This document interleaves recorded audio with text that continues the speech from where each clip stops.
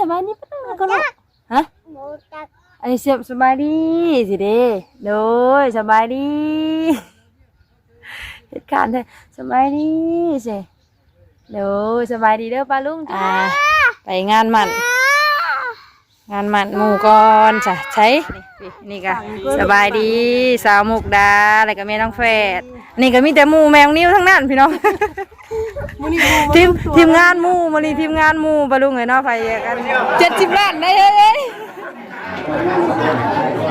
30 ล้านของเช้าเนาะถอกเช้าใช่ป่ะ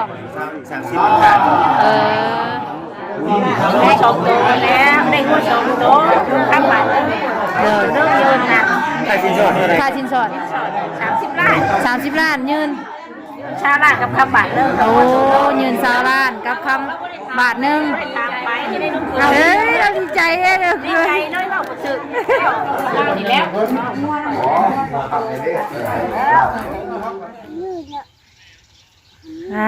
วินบางแดงงัวตัวนะ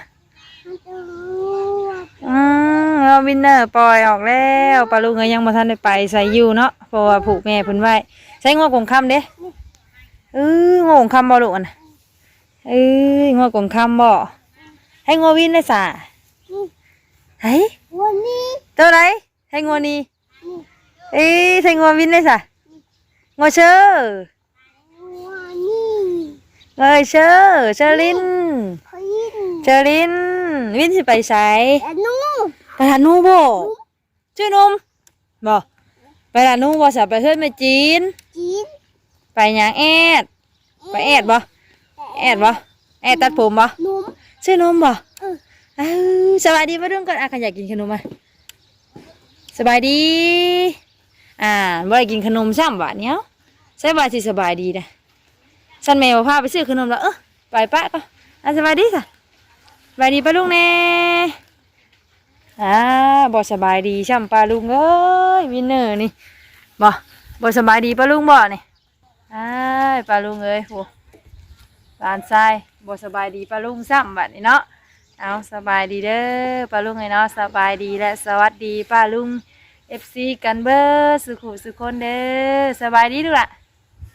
สบายดีแน่สบายดีงามก้มหัวงามมือก้มหัวอุ้ยไปบังดูใส่ชุดนะใส่ชุดรอว่ามือนี่ฮะมือนี่บ่ไปบ่ไปวินสิไปซื้อขนมก่อนบ่กินบ่ขนมวินเนอร์สิไปใส่ว่ามือนี่สิพาเพิ่นเข้าในบ้านปะลุงไงเนาะพอดีว่ามีงานเนาะเฮ้ยปลาก็สบายดีปะลุงก่อนไปกะฮะบ่แล้วแม่บ่พาไปให้แม่ให้อยู่แล้วไม่ตุ้ยเลยขันบ่นี่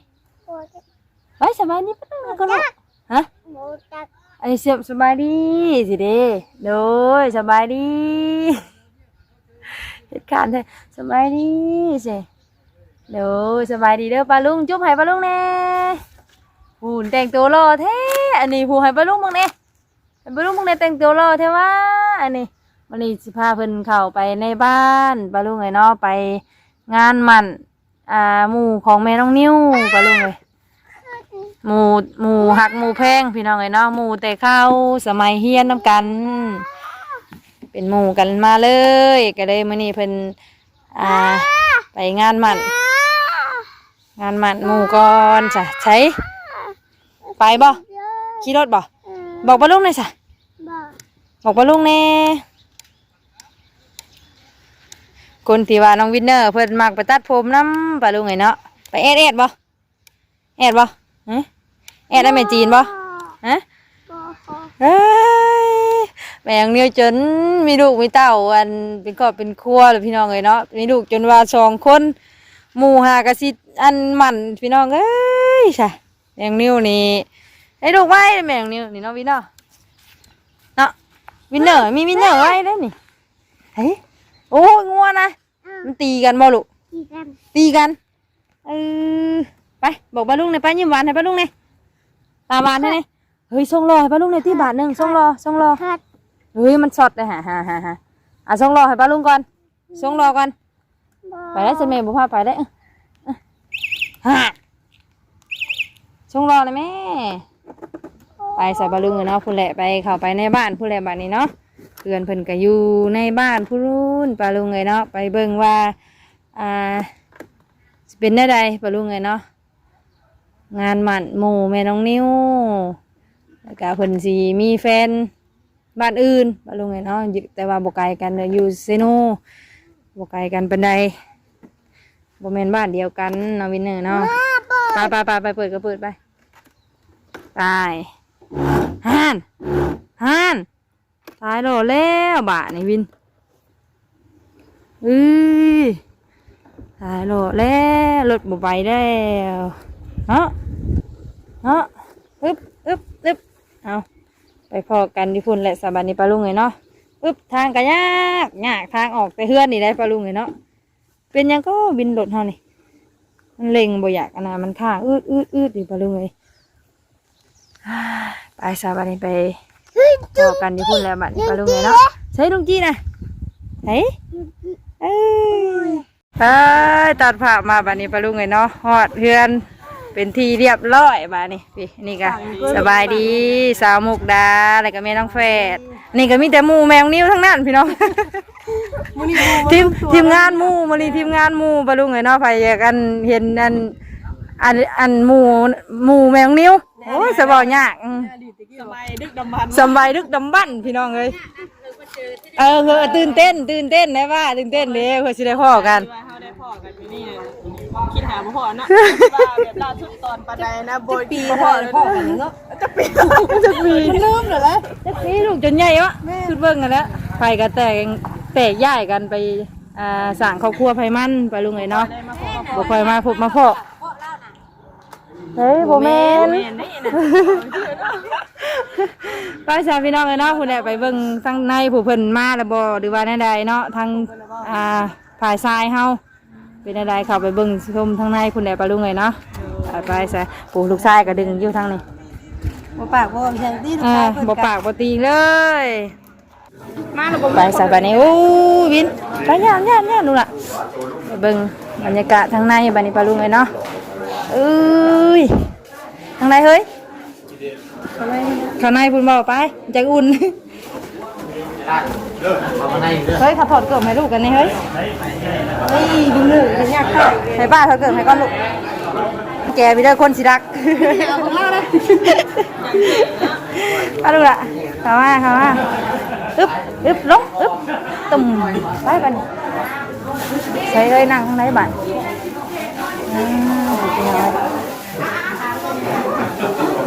แกคนหลายแท้อันนี้ป้าลุงเลยเนาะ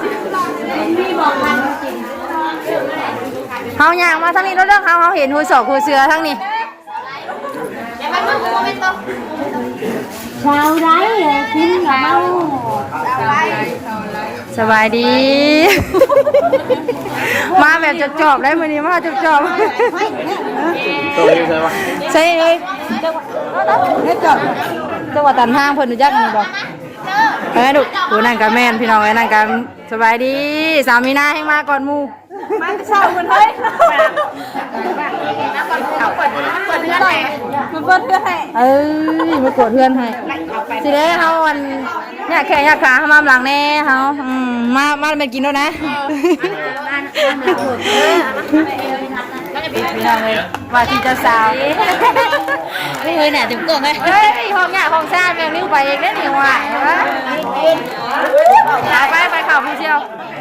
ปลามาลายเด้ออย่าปากล้างอย่าปากล้างคนวะ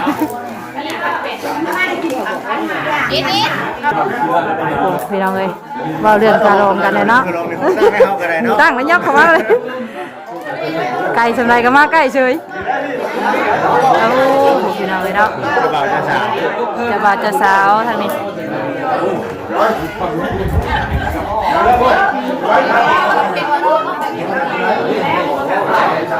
ต่อรองกันว่าเลยนี่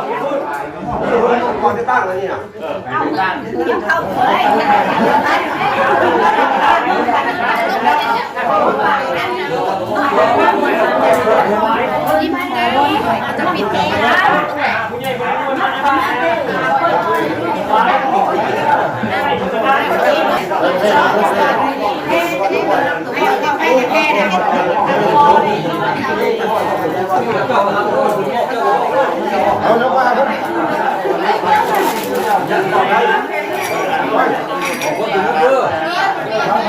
งเด้อ ฟังเด้อดีครับเด้อ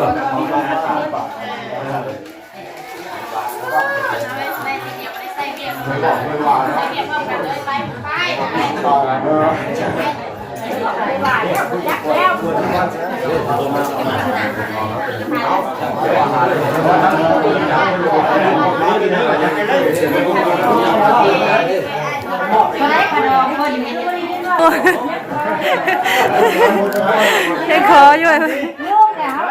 อันนี้แม่เจ้าสาวปะลุงเอ้ย ยิ้มเด้อแม่เจ้าสาว เอ้ยยิ้มๆเด้มื้อนี้ เด้ว่าดีใจ เขาเป็นท่านพาเลยเนาะนี่คือดูแลเลย เป็นได้ลูกชายเพิ่มอีกเด้ ได้ลูกชายมาเห็นหน้าเพิ่ม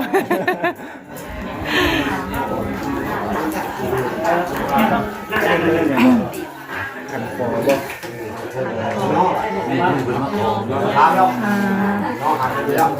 กำลังย่อขันคอเนาะย่อขันคอ ยังนิ้วกับก้อนซื้อได้หังยังบ่จักได้เลยนี่ก้อนซื้อหังบ่จัก วันนี้เขาเอาลูกโอนร้าน อ่า นั่งเลยนั่งนะ นางจีน นั่งจีน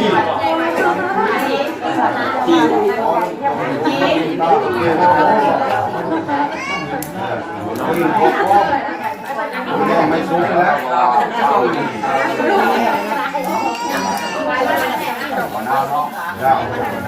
เสียงแซวๆเลยเด้อพี่น้องเด้อเนาะบ่ค่อยได้ยินปานใด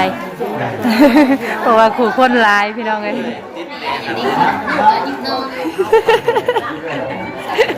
จะว่าจะสาวเฮาเอ้ยชีวิตว่า เอาก่อนสักบาทเอาเนาะสบายดีก่อนจะเบาเจ้าสาว สบายดีหุ่นจะว่ายังเลี้ยงอยู่เด้เฮ้ยเพิ่นเพิ่นเว้าแพงอะนะเนาะเฮ้ย ยังเลี้ยงอยู่ยันเพิ่นเว้าแพงแล้วว่ะ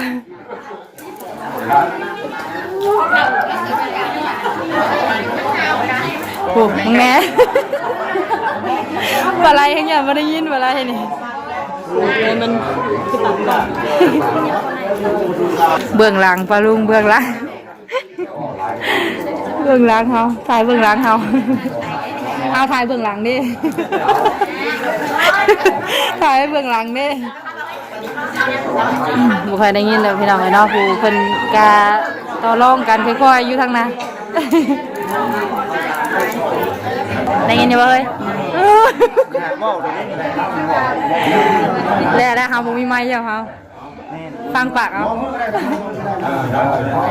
กำลังโยมือขอทำ ขอดองของมดขอคุณเช้าหน้าของคนลุงตาผมเช้าละนี่แหละได้หรอขอเนี่ยจะมาขอขึ้นขึ้นขอขึ้นใหญ่ขอขึ้นนะเช้าหน้าเอาว่ามัน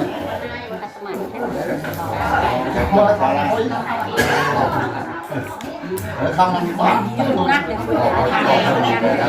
รถแท็กซี่ใครนะเพิ่นว่าสิได้นี่ เดี๋ยวว่ายังหูยังอยู่ตอนนี้ ยังต่อรองกันอยู่ยังต่อรองกันอยู่ ได้ว่ากันบ่ทางเกี่ยวร้องเกี่ยวร้อง เดี๋ยวในว่า ยับออกมาให้เท่า คอไปใส่บนเบาขั้นนี่แหละอันนั้นแหละจังหวะยับมาแม่เจ้าสาวมาลุงเลยได้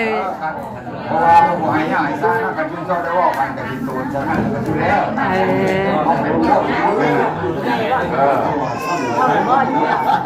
เล่าแล้วบ่สิเจ้า แล้วเอาไปว่าแล้ว70 ล้านไปว่า อ๋อ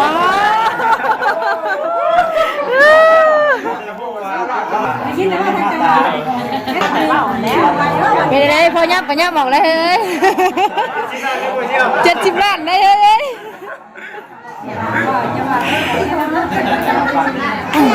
เฮ้ย เขาพูดว่าเขาร้องเขาบอกเรา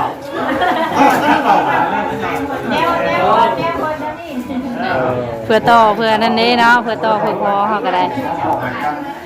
ทางการจะสร้างเนี่ยมันก็เรื่องเขาเคยผ่านมาเนาะเขาไม่ได้บอกกันได้แล้ว โดย แต่ที่ว่านี่นั่นมันสบายแล้วเนาะไม่ตั้งแต่ว่าไม่ทำบ้านเนาะทำบ้าน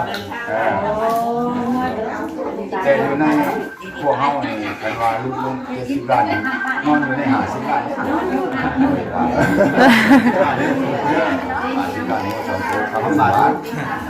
ของพ่อสหราชมูลตุนินข้าบาทหนึ่งข้าวสหราชอย่างนั้น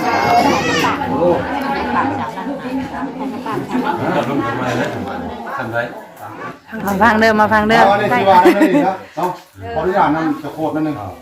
เพราะว่าตามการที่ว่าฝึกษาหารือกันระหว่างเดี๋ยวต้อง2,000ครับเนาะเดี๋ยวว่าทางเจ้าพ่อเจ้าแม่หรือว่าตกลงกันอยู่ใน30 ล้านคำ1 บาทมูล1โตเขาพร้อมเลยเช้าทางดูซิเนาะแต่ข้ามมันถ้าว่าเขาได้ก็จะขอข้างกระช่องสลึงแล้วก็พ่อแม่มันได้แต่ว่าเพิ่นว่า เราประจัด70 ล้านแล้วเราอย่างนั้นเลย ถ้าแม่สิอยู่ร่มไหนหนูก็สุดแล้วได้ป่ะเนี่ยเนาะ แต่เฉพาะมื้อนี้สิว่าเฮ้ยเราประมาณ10 ล้านข้าม2สลึงข้ามแฟนนะเพิ่นสิมากเลยว่านั่นแหละเพิ่นทักไปแล้วก็สิน้องไปเอาลอง30 ล้านนี่เขาหล่อเลยเพราะว่าเขานี้บ่มีมาตายว่าเคยสู้เนี่ยมันอยู่แล้วบ่เป็นสิเดียวมันก็บ้านมันอยู่แล้วบ้านบ่ส่งตัวออกกลับบ้านก็เป็น เป็นยังไงบ้างดองว่าหนามหากันแล้วบอลนั่นว่าแม่เราน่ะนั่นว่าแม่เราน่ะแม่จะเบา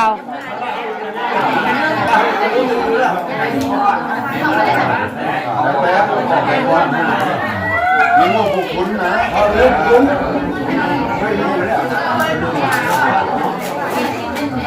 เป็นมีไม้ด้วย สบายเพิ่นเนาะเฮาเลยบ่มีไม้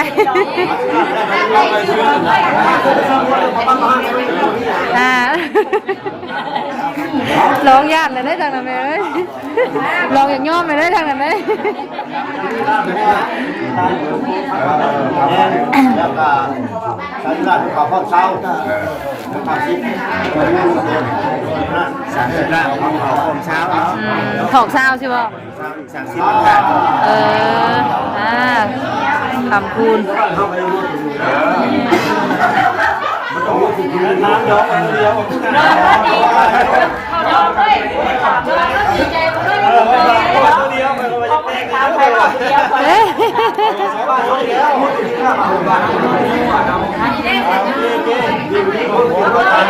เท่า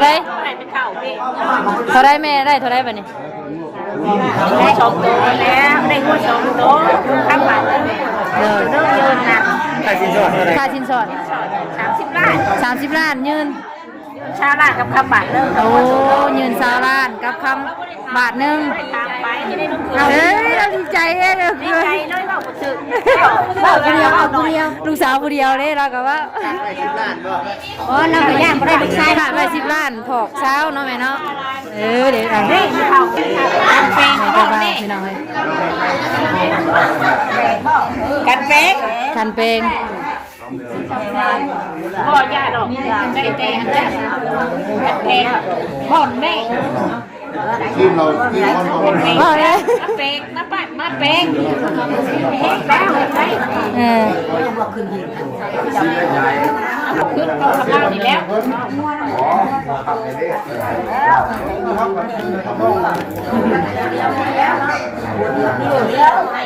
ที่กับเก็บเอาพี่น้อง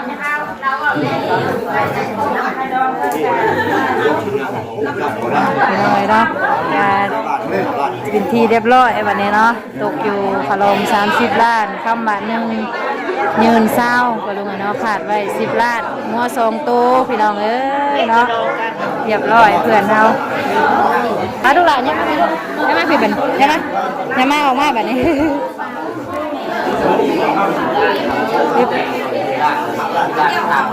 ได้ทางนี้ ร่างว่าอธิบายฟังอยู่วันนี้รักกันแย่งกันเด้อวันนี้เด้อ เห็นว่าเพื่อจะได้ลูกสาวคนน่ะเสียวก็ไม่ได้ง่ายเลยค่ะ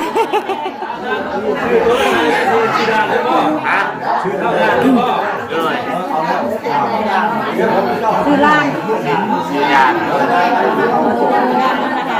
ล้านบ่ซื้อแล้วล้านจอดบัดนี้ซื้อจอดด้วยเสียวตัวจอดล้านซะบัดนี้ เทียนเองยังขับไก่มาแล้วนะ แม่ไป ไปเนาะไปเนาะ ไปเอาบัดนี้เอาไปลูกไปบัดนี้เนาะนะวินเนอร์กับมาน้ำบัดนี้ไปลุงเอ้ยไปไปแล้วไปย่างไปเลิกก้มเลิกก้มเลยคนย่างก้มได้ไปลุงเอ้ยย่างไปลูกไปก้มไปลูกหล่ะก้มไปพี่มาพี่มาพี่ไปย่างก้มไปลูกก้มไปย่างจักแล้ว30 ล้านยืนเศร้างัว2 ตัวข้ามบาทนึง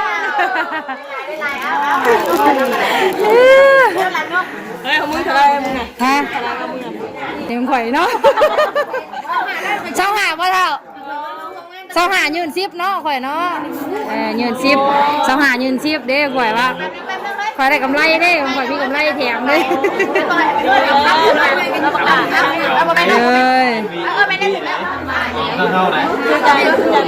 จ้ากันลูกผมอันนี้มาดูเนาะยังขาแต่มัดแขนน้อยแบบนี้เนาะผมจะว่าจะสายยังสวมค่ำกันอยู่ทางไหนเอ้ยเฮาบ่ทันเห็นช่ำแบบนี้เนาะมานั่งอยู่เจพี่ดูบ่อยากเมื่อเลยแบบนี้ปะลุงเอ้ยใช่แล้วปะลุงก็อยากเมื่อเลย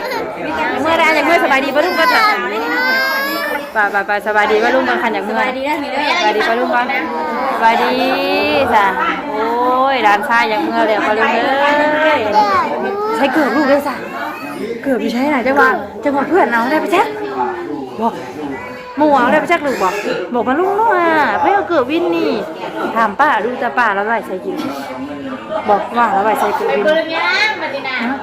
หากระเป๋าใส่เงินหากระเป๋าใส่เงินน่ะยิงแม่นี่ไปสาบาลุงเลยเนาะโอ้บาเมื่อไปใช่ปะเฮ้ยนะเฮ้ยสามบาทนิดหน่อยนะบาทนิดหน่อยนะเอาเงินบ่บอกบาทนิดหน่อยนะเอาเกือบวินจักนี่น้องลูกเนาะไปเบิ่งเกือบเข้าไปสบายดีก็ลูกกันนะสบายดีก็ถูกใจลูกสบายดีปลาลุงสบายดีแม่แล้วปลาลุงเลยงอแงแล้วอยากเมื่อแล้วหลานน้อยนี่นะสบายลุงเลยเนาะไปพบกันคลิปหน้าเด้อคลิปนี้เนาะเดี๋ยวจะได้ขอลำลาปลาลุงก่อนเด้อไปสบายดี